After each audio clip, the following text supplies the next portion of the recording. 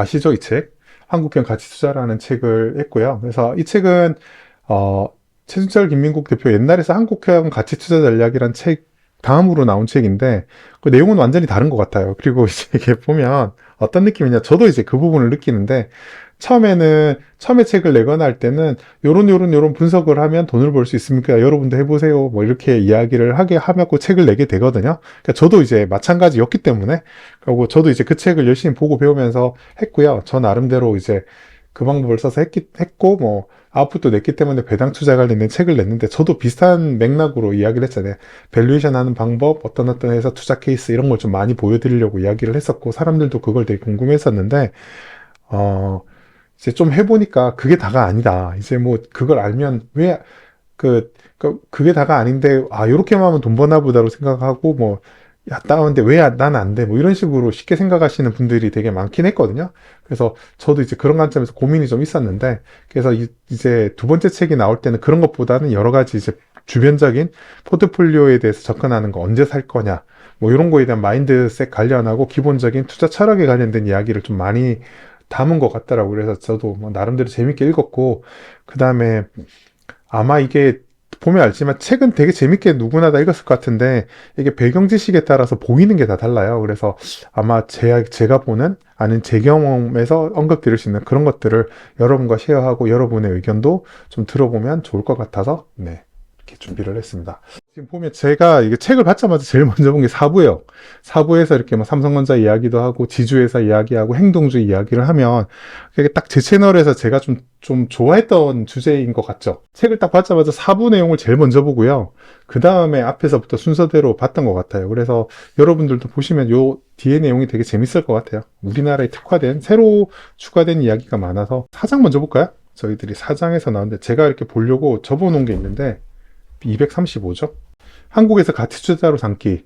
한국 주식에 대해서 이야기를 하는데 삼성전자 이야기를 하죠. 이게 가치 투자하는 사람들이 많이 했던 이야기인데 삼성전자 같은 경우는 극도로 효율적으로 움직이는 주식이기 때문에 싸게 사기 되게 어렵다라고 이야기를 하고요. 그래서 저도 이제 삼성전자에 관심이 많기 때문에 분석을 좀 많이 올렸잖아요. 그래서 여러분들도 관심 있으신 분들이 되게 많으실 텐데 여기 뒤에 보면 이제 이야기가 나오는데 오른쪽 아래 이렇게 관심이 낮아서 저평가될 때 사들이는 방법이 있고 그거에 대해서 이렇게 반도체 소재 기업 제가 알기로는 그 최준철 대표 같은 경우는 제가 최근에도 간단지문시 갖고 올렸지만 한솔케미칼 같은 소재사 되게 좋아하는 스타일이에요. 그러니까 재무제표 간단지문 시각화 자료를 보시면 아시겠지만 거기 있는 회사를 딱 좋아할 것 같아요. 딱 봐도 좋아할 것 같은 그런 상황이었는데 그런 기업들이 관심이 떨어질 때 산다 뭐 이런 이야기 했었는데 삼성전자랑 비슷하게 생각할 수 있고요.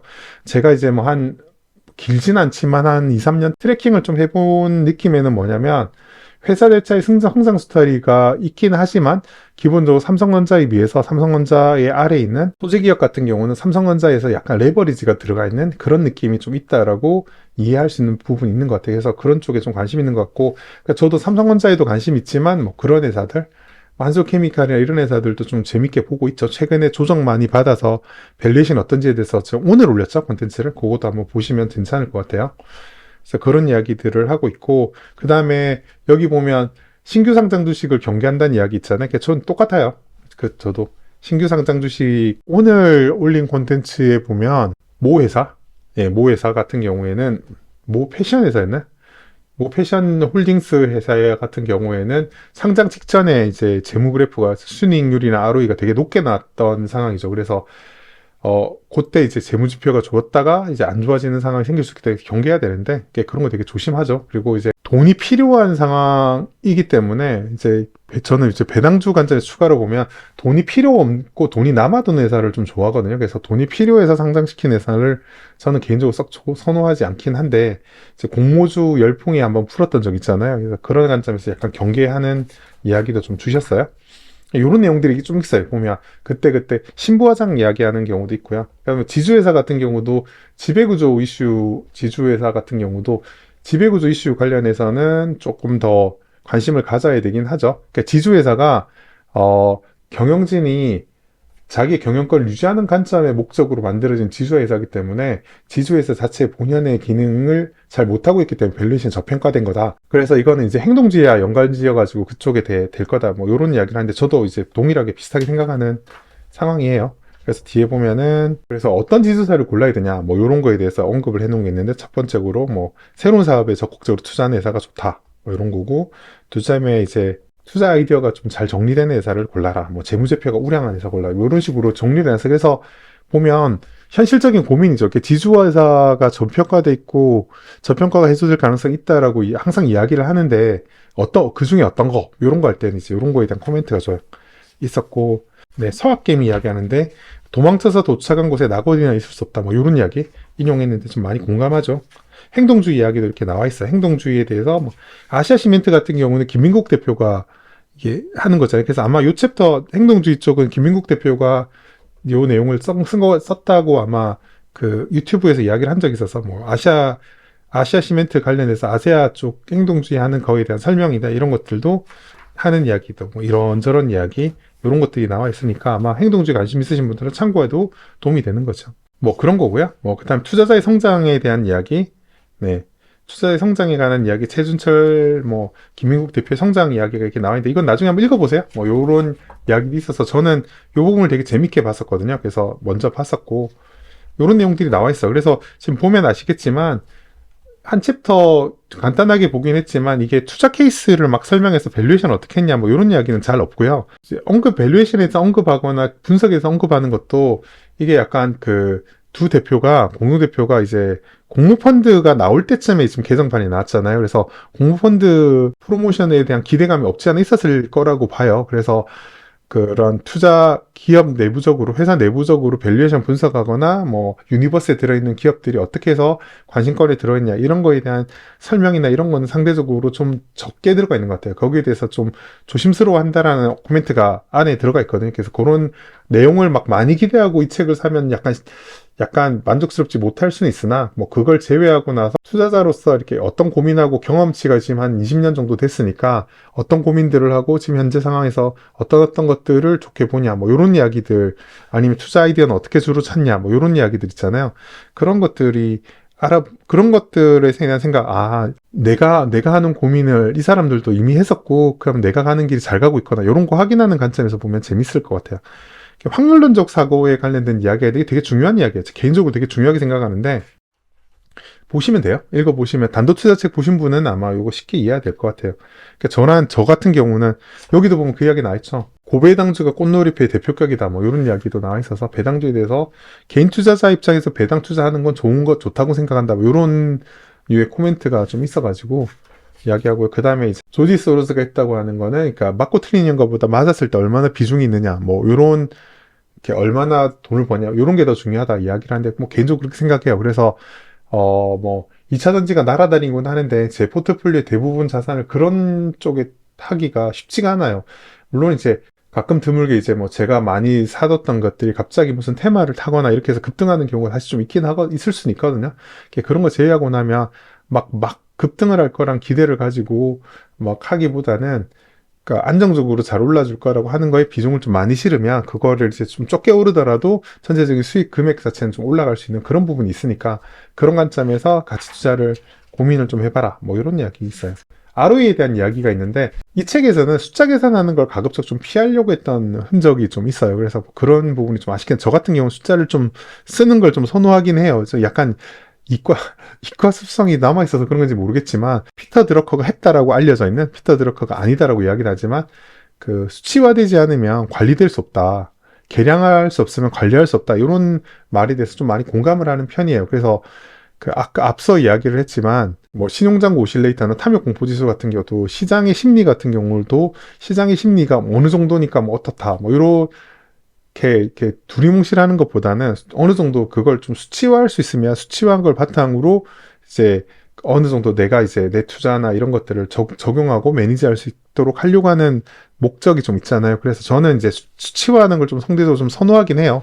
그게 얼마나 뭐 정확하게 맞아 떨어질지 모르겠지만, 네, 완전히 틀리는 것보다 비슷하게 맞추는 게 낫잖아요. 그래서 약간 그걸 계량화해가지고 접근해서 이제 제가 그런 심리적인 분위기 휩쓸리지 않도록 노력하는 뭐 그런 부분이 있는데, 일단 숫자가 좀 많이 안 나온 거는 개인적으로는 조금 아쉽긴 하죠. 네. 이게 대부분의 사람들을 위해서, 일반 사람들을 위해서 한 거라서 뭐 어쩔 수 없죠. 뭐 가치 투자의 정의나 뭐 이런 거 있는데 이게 보시면 돼요. 네. 이렇게 가능성에 관한 이야기, 확률적인 이야기 있잖아요. 이런 뭐 싸게 사고 할인해서 사고 이런 거에 대해서 확률적인 접근에 관한 이야기는 꼭 한번 읽어보시면 좋을 것 같아요. 저도 뭐 그러니까 저는 이게 밑줄 별로 안 쳐져 있잖아요. 그러니까 저는 뭐 너무 당연한 이야기라고 생각하고 이렇게 쭉쭉 넘기면서 봤는데 아마 이거는 투자 경험이 좀 적으신 분들 한번 읽어보면 좋고요. 좀 빨리 넘어갈게요. 최준철 대표가 그 유튜브 같은 데 나와서 했던 이야기가 리서치는 평소에 하고 주가는 빠질 때 산다 요 이야기 있잖아요. 저도 이게 좀 잘 안 됐었는데 요새는 좀 많이 하려고 해요. 그래서 최근 같은 경우도 약간 배당 성장주들을 작년 한 해는 거의 손을 놨잖아요. 작년 한 해 1분기 좀 지나고 나서 아 이거 이론상 이거 빠지면 답 없다라고 판단을 해서 가지고 있던 것들 상당히 많이 정리하고 그랬었기 때문에 작년 1년 내내 배당 성장주들 폭락했잖아요. 그걸 좀 피해서 작년 수익률이 플러스가 되는데 좀 도움이 많이 됐었는데 아시죠? 뭐 그렇게 됐었는데 지금 같은 경우는 요즘에 대해서는 한번 업데이트도 한번 하자. 코스닥 시장도 약간 들썩들썩하고 하면 뭐 경우에 따라서 뭐 어떻게 될지는 알 수 없으나 중소형주 밸류에이션, 중소형주 중에 배당 성장주 밸류에이션도 한번 업데이트 하자고 하면서 요새 쭉 업데이트를 하잖아요. 그게 당장 사겠다라기보다는 해놨다가 그다음 밸류에이션이 내가 원하는 위치에 오면 매수하자 뭐 이런 느낌이어가지고 그래서 저도 이제 그런 걸 좀 체화하려고 그러니까 최진열 대표가 언급하는 그 내용을 좀 많이 실천해 보려고 저도 많이 노력을 하고 있습니다. 요새도 좀 그런 관점으로 하고 있고요. 이런 관점에서 되게 좋은 게 요새 네이버 증권 섹션이 좀 개편을 해가지고 알람 기능이 있어요. 그래서 주가가 얼마에 도달하면 뭐 알람이 오는 그런 기능이 있거든요. 그래서 관심 종목 쭉 미리 분석해 놨다가 가격 걸어 놓으면 지금같이 요새 같은 빠질 때는 막 자기가 갖고 있는 거나 뭐 지금 사고 있거나 팔고 있거나 이런 보유 종목 주로 위주로 업데이트를 하고 있는데 그렇게 해놓으면 나중에 그걸 까먹고 있어도 자동 모니터링 신경 써서 못하고 있어도 때가 되면 알림을 주는 경우가 있으니까 그건 알림을 받고 나서 이제 고민을 한 번 더 해도 되니까 그래서 네이버 증권에서 이제 알람 기능 같은 경우는 좀 유용하니까 잘 써봐도 괜찮지 않을까라는 생각을 해요. 저는 요새 조금 최근 그게 올해야 아마 개편된 것 같은데 뭐 코인 들어간 건 좀 마음에 안 들지만 오래 들어간 것 같아서 저는 그거 되게 좀 유용하게 좀 적극적으로 쓰려고 노력하고 있습니다. 여러분들에게도 추천드립니다. 뭐 그런 이야기 있고요.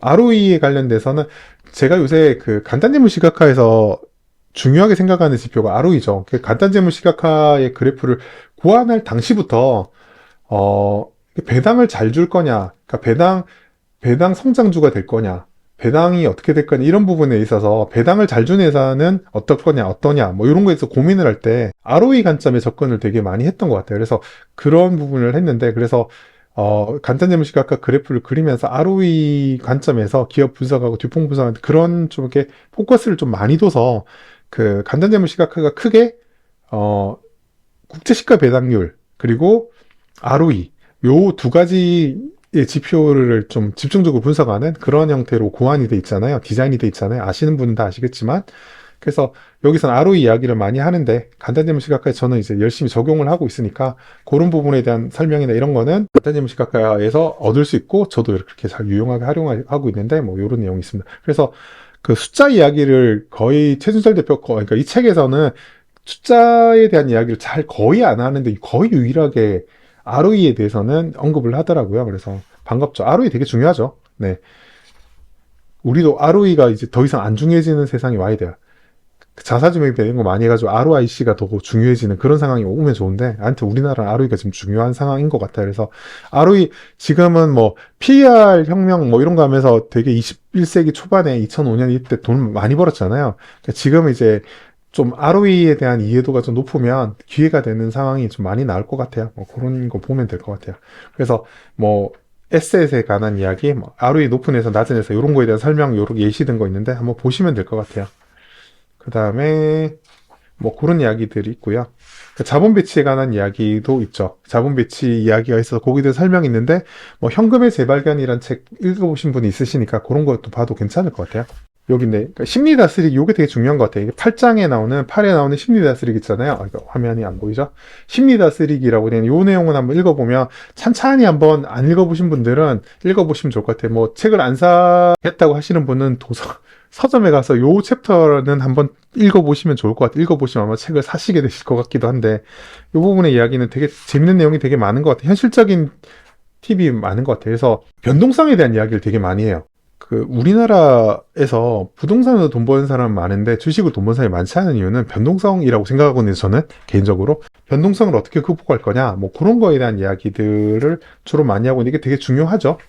그래서 뭐 그 이야기를 하죠. 그래서 변동성을 나에게 유리하게 만들면 좋긴 한데 뭐 그게 쉽지 않아서 저도 그 변동성에 대해서 조금 약간 유연하게 대응하기 위해서 그런 탐욕공포지수나 신용등급 오실레이터나 이런 것들을 지표를 좀 참고해서 판단하는 시장의 심리를 좀 판단하려고 하는 뭐 그런 부분들이 좀 있죠. 뭐 그런 관점에서 이야기를 하는 거고요. 그 다음에 이렇게 배당성단조에 대해서 장기 투자를 했는데 그게 이렇게 여기 보면 태평성대일 거라는 기대를 하면 안 된다.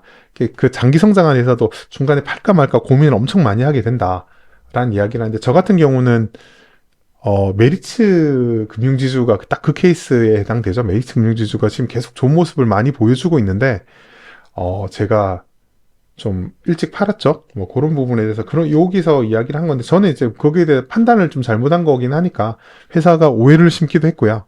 뭐 그런 부분에서 막 머리를 쥐어뜯으면서 후회하는 정도는 아닌데 이런 상황을 내가 잘 몰랐구나. 회사가 좀 개떡같이 만들면 내가 좀 찰떡같이 알아들었으면 좋았을 걸. 이라는 생각이 들긴 했던 뭐 그런 케이스인데 그런 다음에 그가 동서 케이스 이야기하면서 해피엔딩으로 끝난 것도 이렇게 고민이 많았다라고 하는데 다른 종목들은 얼마나 어렵냐 변동성을 다스리는 게 정말 힘들다 뭐 이런 이야기야 약세장 대처법 이야기를 하고요. 그다음에 중요한 이야기가 요거예요. 자, 전 요게 정말 그러니까 저는 이제 채널을 운영하면 사람들의 심리나 이런 것들을 잘 볼 수 있는데 격공하는 내용이 있죠. 그 위에도 보면 이제 중요한 일은 사후 대응이 중요하다는데 이거는 이제 투자뿐만 아니라 일상생활에서 그런 거죠. 사람이 실수한 거에 대해서 막 뭐라고 하지 않는데 실수한 이후에 이렇게 사람이 대응하는 걸 보고 그 사람이 어떤 사람인가 보다라고 판단할 수 있는 경우가 되게 많거든요. 그래서 그런 부분에서 되게 조심하려고 노력하는데 뭐 그런 이야기는 인생과 관련된 거죠. 투자나 인생이나 사후 대응이 중요하다. 뭐 그거고요. 그 다음에 요거는 제가 채널 운영하면서도 항상 느끼는 건데 그 사람들은 종목을 투자한다라고 이야기를 하고 하거든요. 이렇게 오르고 있을 때는 애널리스트들이 막 뭐 이런저런 유튜브 채널에 나와서 막 분석 열심히 하죠. 내가 샀으니까 이 사고 나서 이 회사에 대해서 공부를 하기 시작해요. 막 그렇게 하다가 그 다음에 이렇게 약세장이 와가지고 떨어지면 그 기업이 탄탄해야 한가, 이 약세장이 버틸 만큼 탄탄한가 이런 거에 대한 고민을 하지 않고요.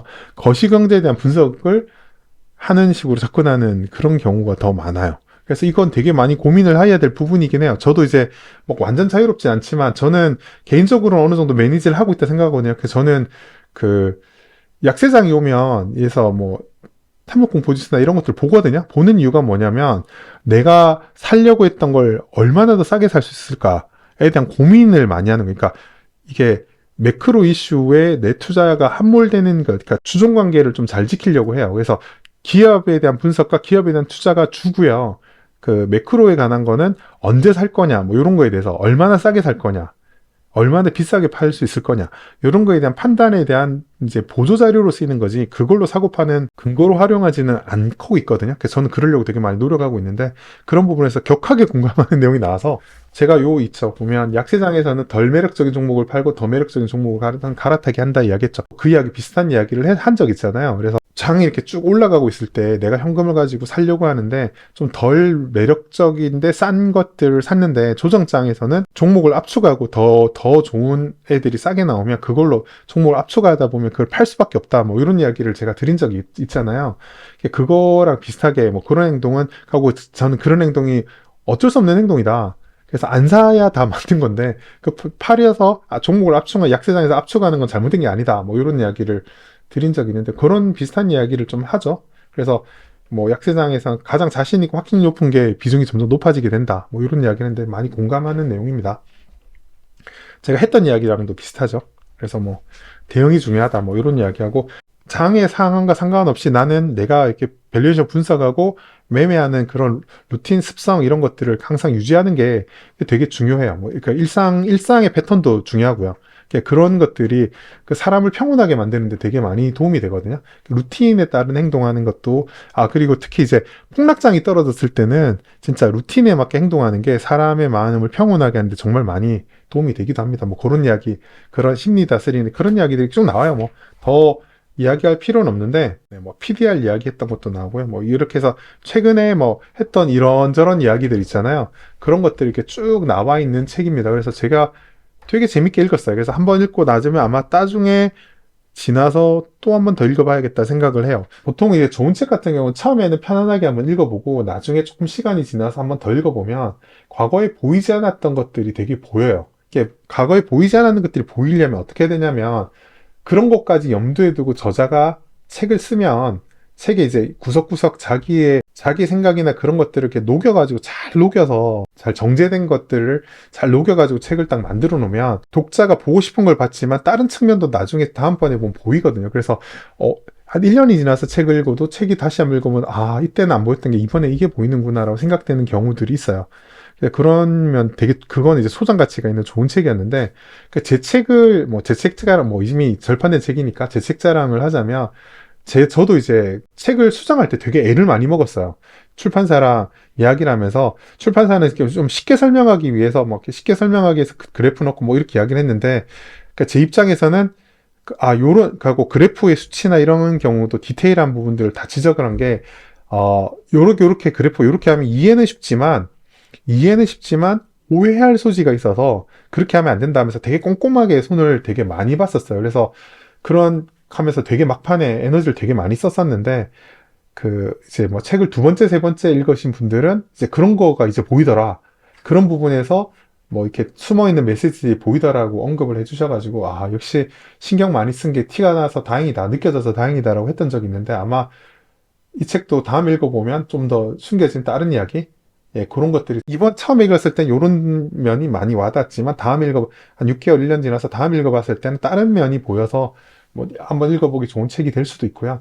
오히려 이 책을 읽어보는 게 루틴이 될 수도 있어요. 그래서 오히려 뭐 장이 안 좋거나 그럼 여기에서 심리 다스리기 부분을 한번 읽어본다거나 그런 루틴으로 활용할 수도 있으니까 뭐 그런 측면에서는 기대가 좀 되는 책이기도 하고요. 전 되게 재밌게 책을 읽었던 것 같아요.